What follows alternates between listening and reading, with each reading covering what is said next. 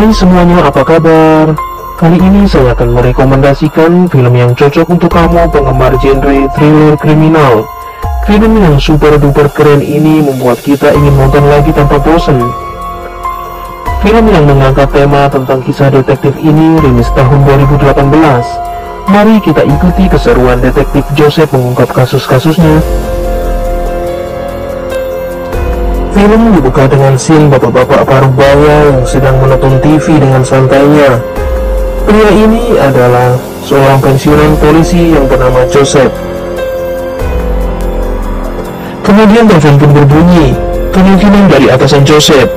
Dia meminta bantuan untuk memecahkan sebuah kasus pembunuhan yang baru saja terjadi pada 2 orang lansia di wilayah itu. Dan Joseph pun langsung sigap datang ke tempat lokasi kejadian perkara atau TKP. Perlu diketahui, walaupun Joseph sudah pensiun dari tugasnya, tetapi karena kemampuannya yang handal dalam bidang pembunuhan, jasanya masih sering dibutuhkan. Dan tanpa berlama-lama, Joseph langsung mengamati kondisi sekitar TKP. Bisa kita lihat bekas tapak kaki di tembok, dan juga kabel rumah lampu yang menggantung namun telah dicopot bolongnya. Kemudian Joseph pun menaiki tangga. Dia mencari bukti selanjutnya. Joseph memperhatikan mayat kakek tua yang bersimbah darah di lantai.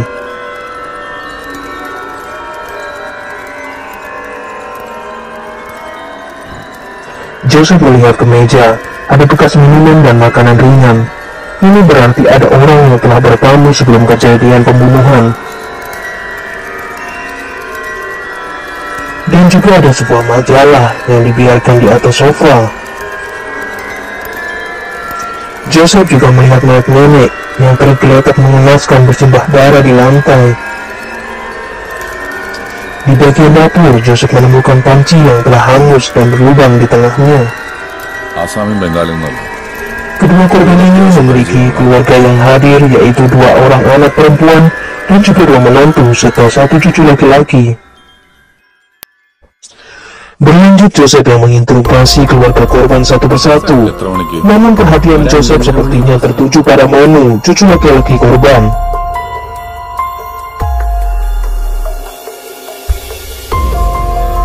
Joseph menyuruh seorang kakek tua untuk membelikannya sebuah minuman beralkohol, dan juga dia menyuruh Manu untuk mengambilkan 2 buah gelas. Apakah mereka akan minum bersama? Ataukah ini adalah bagian dari strategi Joseph? Mari kita ikuti selanjutnya. Joseph juga menyuruh Manu untuk membelikan Pepsi sebagai campuran minuman yang dibeli tadi.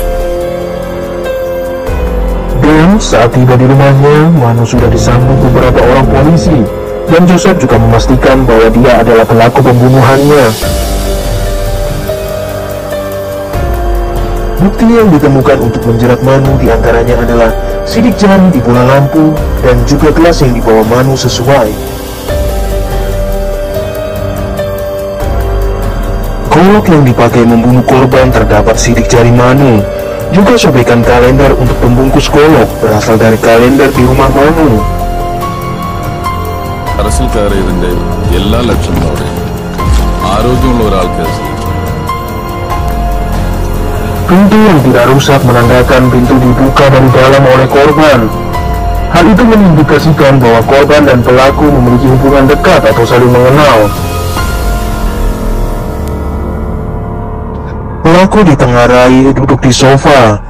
Dari majalah yang bergambar wanita muda, berarti pelaku juga adalah seorang pemuda. Dari panci yang berlubang menunjukkan bahwa pembunuhan terjadi saat tuan rumah membuatkan minum untuk pelaku. Setelah menghabisi para korban, pelaku langsung mencuri hartanya.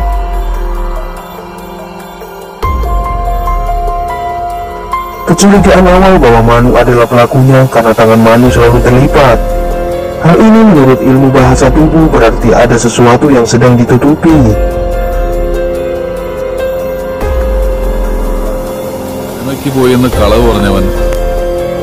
Investigasi pun ditutup dengan ditangkapnya Manu, dan Joseph pun pulang meninggalkan TKP.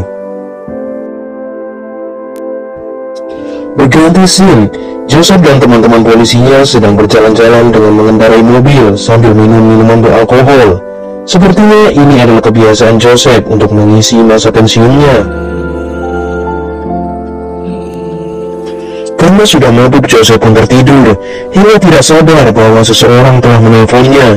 Kali ini ada tamu yang mengabarkan bahwa mantan istri Joseph yang bernama Stella mengalami kecelakaan. Dia diminta untuk segera datang ke rumah sakit.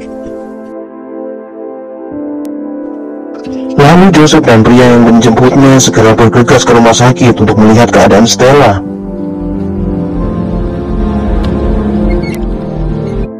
Saat tiba di rumah sakit, Joseph disambut oleh Peter, suami baru Stella.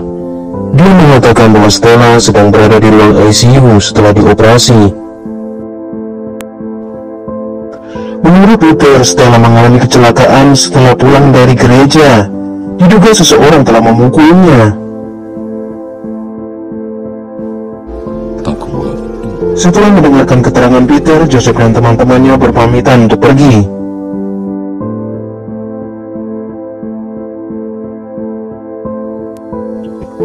Tidak beberapa lama, Peter menelpon Joseph untuk datang ke rumah sakit karena keadaan Stella yang semakin memburuk.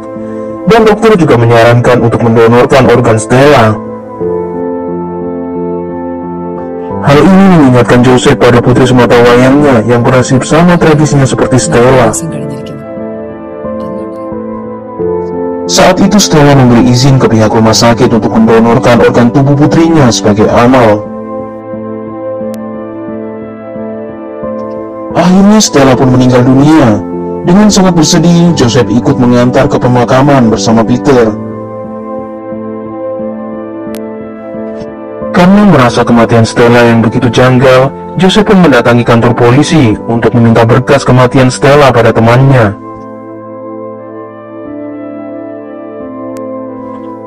Joseph dan beberapa rekan polisinya mendatangi lokasi TKP di mana Stella mengalami kecelakaan. Mereka menanyai saksi mata yang melihat langsung kejadiannya. Dari investigasi singkat itu, Joseph dapat menyimpulkan bahwa kejadian yang dialami Stella bukanlah kecelakaan, melainkan suatu pembunuhan. Joseph yang curiga plat nomor kendaraan pelaku penabrak Stella palsu langsung meminta Sudi, temannya di bagian cybercrime, untuk datang beserta ahli sketsa wajah. Menurut analisa Joseph, kecelakaan Stella diciptakan dengan sengaja dan dilakukan di tempat yang ada saksi agar dianggap sebagai kecelakaan biasa, dan pembunuhan itu terjadi di tempat lain, bukan di lokasi kejadian kecelakaan. Masih menurut saksi mata, mobil yang menabrak Stella berisi 2 orang, dan waktu itu seseorang di samping sopir menoleh ke belakang. Menurut Joseph, hal itu untuk mengecek korban telah terjatuh, dan mobil yang menolong Stella di belakang diduga terlibat dalam pembunuhan ini. പിറകെ വന്ന കാർ സ്റ്റെല്ലയെ കൊണ്ടുപോകാൻ തന്നെയാണ് വന്നത്. ആ കാറിലോ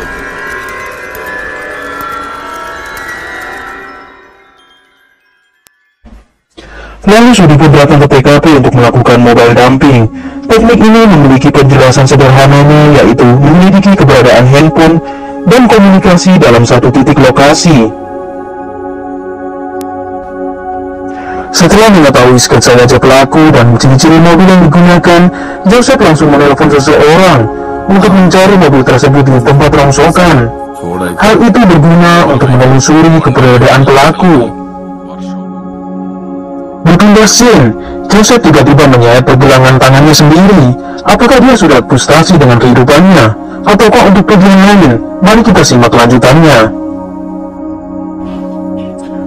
Teman-temannya yang mengetahuinya langsung membawa Joseph ke rumah sakit, dan juga seorang pendeta datang untuk mengkhotbahinya. Kemudian adegan berganti. Joseph telah menemukan mobil yang digunakan untuk menabrak Stella di tempat rongsokan. Dia menggunakan bensol untuk menemukan noda darah di jok mobil. Dia juga memperlihatkan sketsa wajah kepada pemilik rongsok dan sesuai dengan orang yang membawa mobil tersebut. Titik terang siapa pembunuh Stella sepertinya akan segera terungkap. Lanjut ke Sudi yang mengabarkan bahwa SIM card baru telah dimasukkan ke HP milik pelaku. Itu bertanda dalam 48 jam ke depan akan terjadi kecelakaan baru. Joseph pun mengatur strategi bersama teman-temannya untuk dapat menangkap pelaku. Mereka berhasil menemukan lokasi pelaku, tetapi tidak bisa langsung menangkapnya karena kurangnya bukti. Lalu diam-diam mereka memasang kamera CCTV di mobil untuk membuktikan kejahatan pelaku.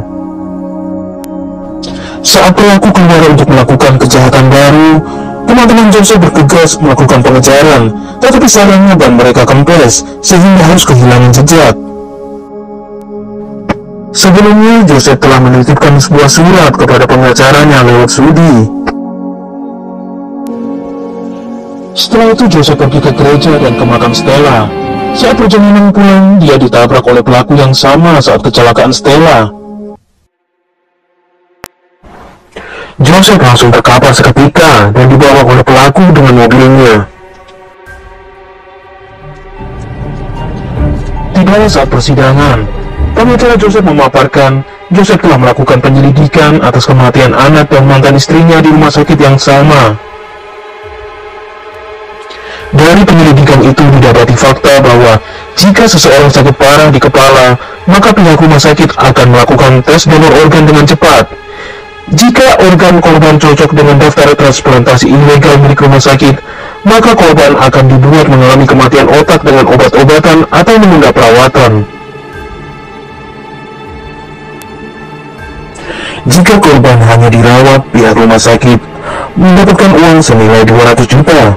Tetapi jika kematian otak terjadi melalui transplantasi organ, rumah sakit akan mendapatkan kompensasi senilai 3 miliar rupiah. Operation നടന്ന സമയത്ത് ആശുപത്രിയിൽ അഡ്മിഷൻ മരുന്നിന്റെ Joseph yang ingin mengetahui kemana organ putrinya didonorkan, berusaha untuk dapat masuk dan membuka data tentang daftar operasi sekitar tanggal kematian putrinya.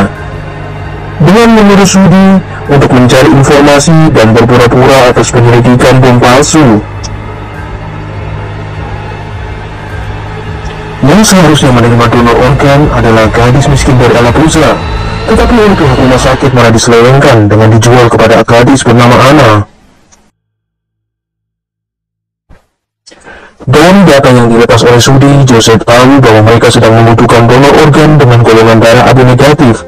Karena kebetulan golongan darah Joseph sesuai, dia ingin datanya masuk ke pihak rumah sakit, sehingga dia membuat drama bunuh diri dengan menyayat pergelangan tangannya. Sejak saat itu, Joseph sadar bahwa dia akan diincar dan dijadikan korban berikutnya.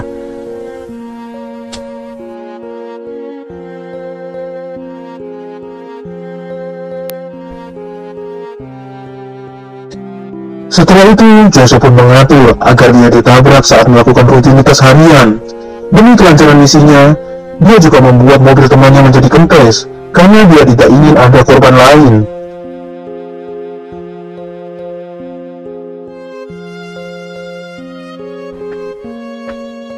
Saat dibawa dengan mobil pelaku, kepala Joseph dipukul agar mengalami kematian otak.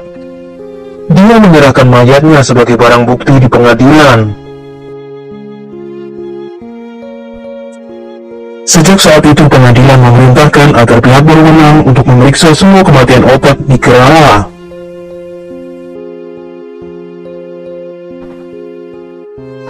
Pengadilan juga memerintahkan ahli bedah forensik polisi di panel dokter untuk memastikan kematian organ orang yang kecelakaan, juga rekaman video saat transplantasi organ, serta tes DNA pada organ.